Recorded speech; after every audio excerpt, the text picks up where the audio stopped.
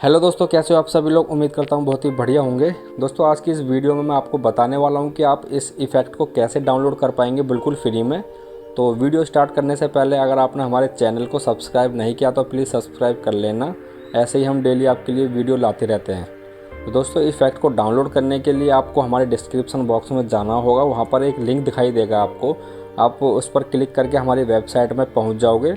तो वहाँ पर आपको बहुत सारे इफ़ेक्ट दिखाई देंगे। जो आपको इफ़ेक्ट पसंद आता है तो आप उस पर क्लिक करके आप हल्का सा स्क्रॉल डाउन करके आप डाउनलोड बटन पर क्लिक करके आप दूसरे पेज में आ जाओगे।